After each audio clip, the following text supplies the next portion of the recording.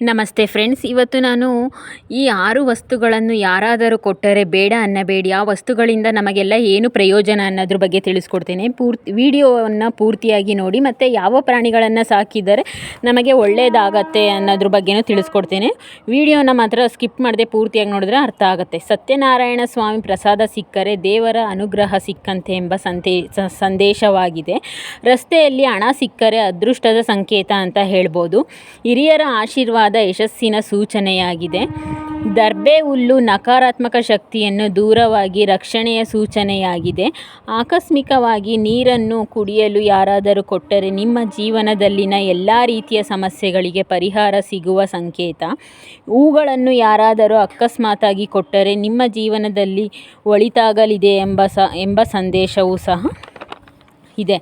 ಮತ್ತು ಯಾವ ಪ್ರಾಣಿಯನ್ನು ಸಾಕಿದರೆ ಮನೆಗೆ ಧನ, ಶಾಂತಿ, ಭಾಗ್ಯ ಬರುತ್ತೆ ಗೊತ್ತಾ?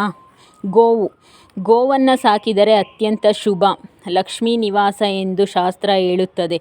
ಗೋ ಸೇವೆ ಮಾಡಿದರೆ ಪುಣ್ಯ, ಐಶ್ವರ್ಯ, ಆರೋಗ್ಯ ಸಿಗುತ್ತದೆ. ಸಾಧ್ಯವಾದರೆ ಗೋ ಸೇವೆ, ಗೋಶಾಲೆಗೆ ಸಹಾಯ ಮಾಡಿದರೂ ಸಾಕು.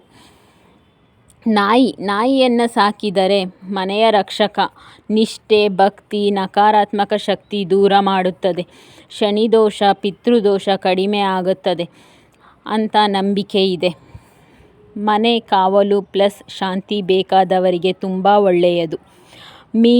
ಮೀನನ್ನು ಸಾಕಿದರೆ ವಾಸ್ತು ಪ್ರಕಾರ ಧನ ಆಕರ್ಷಣೆ, ನೀರಿನ ಚಲನೆ, ಹಣದ ಪ್ರವಾಹದ ಸಂಕೇತ.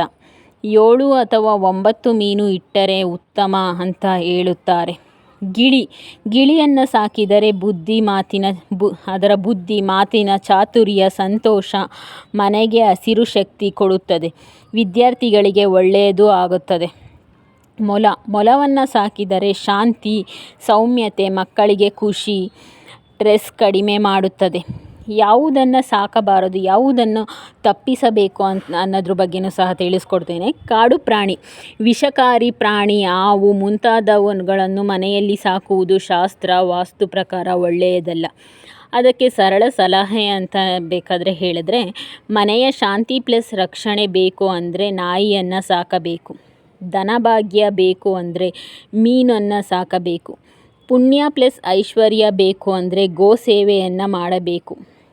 ಗೋಶಾಲೆಗಳಿಗೆ ಹೋಗಿ ನೀವು ಗೋ ಸೇವೆಯನ್ನು ಮಾಡ್ಬೋದು, ನಮ್ಮನೆಗೆ ಗೋವು ಇಲ್ಲ ಅಂದರೆ. ನಾಯಿಗಳಿಗೆ ಆಹಾರ ನೀಡುವವನು ಯಾವಾಗಲೂ ಅಪಘಾತಗಳಿಂದ ಸುರಕ್ಷಿತವಾಗಿರುತ್ತಾನೆ.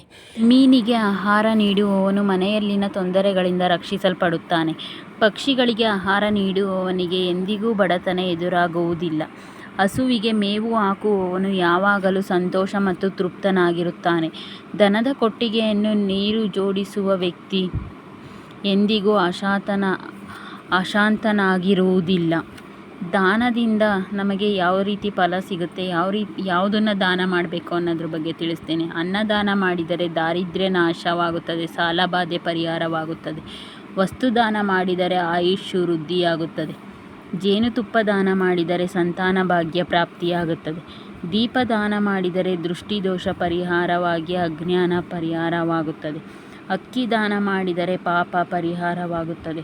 ತುಪ್ಪ ದಾನ ಮಾಡಿದರೆ ರೋಗ ನಿವಾರಣೆಯಾಗುತ್ತದೆ. ಹಾಲು ದಾನ ಮಾಡಿದರೆ ದುಃಖ ನಿವಾರಣೆಯಾಗುತ್ತದೆ. ಹಣ್ಣುಗಳನ್ನು ದಾನ ಮಾಡಿದರೆ ಬುದ್ಧಿ ಸಿದ್ಧಿಯಾಗುತ್ತದೆ. ಬಂಗಾರ ದಾನ ಮಾಡಿದರೆ ಕುಟುಂಬ ದೋಷ ನಿವೃತ್ತಿ. ಬೆಳ್ಳಿ ದಾನ ಮಾಡಿದರೆ ಮನಸ್ಸಿನ ಚಿಂತೆ ಪರಿಹಾರವಾಗುತ್ತದೆ. ಗೋವು ದಾನ ಮಾಡಿದರೆ ಋಷಿ ಪಿತೃ ಋಣ ಪರಿಹಾರವಾಗುತ್ತದೆ. ತೆಂಗಿನಕಾಯಿ ದಾನ ಮಾಡಿದರೆ ನೆನೆದ ಕಾರ್ಯ ಸಿದ್ಧಿ, ಇಷ್ಟಾರ್ಥ ಸಿದ್ಧಿಯಾಗುತ್ತದೆ. ನೆಲ್ಲಿಕಾಯಿ ದಾನ ಮಾಡಿದರೆ ಜ್ಞಾನ ವೃದ್ಧಿಯಾಗುತ್ತದೆ. ಭೂಮಿ ದಾನ ಮಾಡಿದರೆ ಸರ್ವೇಶನ ದರ್ಶನವಾಗುತ್ತದೆ. ಮೊಸರು ದಾನ ಮಾಡಿದರೆ ಇಂದ್ರಿಯಗಳ ಸಾಮರ್ಥ್ಯ ವೃದ್ಧಿಯಾಗುತ್ತದೆ. ತಿಳ್ಕೊಂಡ್ರಲ್ಲ.